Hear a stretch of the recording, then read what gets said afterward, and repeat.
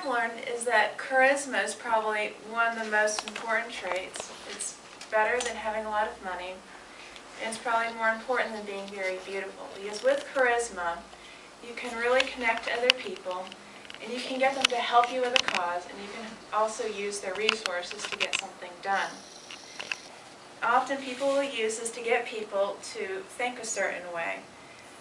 If you watch TV and stuff, you notice that some people, producers, can convince the audience to start caring for serial killers and rooting for them.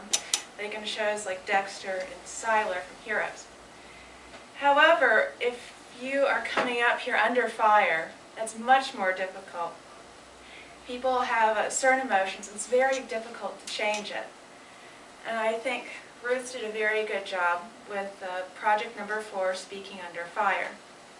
The title of her presentation was The Gift That Keeps on Giving, and her goal was to prepare a talk to persuade a hostile audience to consider your position on a controversial issue, then to demonstrate sincerity when presenting your viewpoint.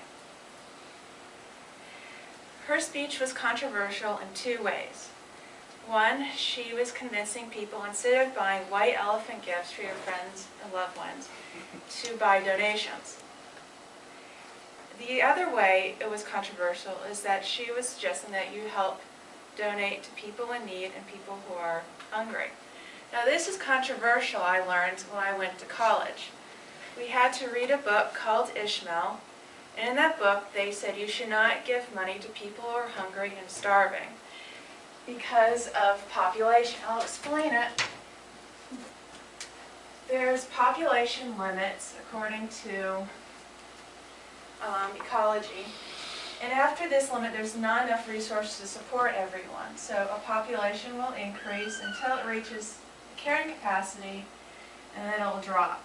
Now the book said if you start donating to people in need, you raise the carrying capacity, and then more people can live, so the population is even higher. And when you stop donating, the carrying capacity decreases, which results in more people dying. So therefore, you should not donate. However, I have learned that this is wrong. Very wrong. And it was scary because I did believe this for quite a while. If people are starving, they cannot work, they cannot produce more resources, they can't help the environment, they're stuck. They need the initial capital to become useful in society. If you deny them that capital, then nothing's going to happen. It's going to keep repeating this cycle where people are just dying. And I didn't learn this until I had a doctor come in to give a presentation. He explained that people do need this initial capital to help get them out of this rut. And it does work. And what we have learned was wrong. And he was a doctor that was working on Haiti, and he was actually seeing the results. So this is something controversial, and I hear it all the time still when people say don't give food to homeless people, don't give money, because you're just creating more dependence. And I'm learning sometimes that's true if they have a drug addiction, but not always. There's multiple ways of dealing with things. So back to the speech. I really liked how Ruth used visual aids to put down the statistics, and she also cited them.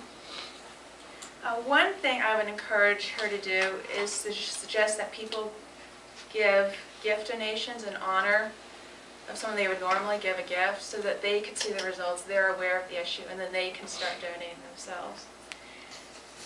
And I also liked how you didn't focus so much on those 2 controversies and focusing on what people can do, so that even if they didn't replace all their gifts with donations, that at least they can donate some. So overall, I think you did a great job, Ruth, and I can't wait to hear your next speech.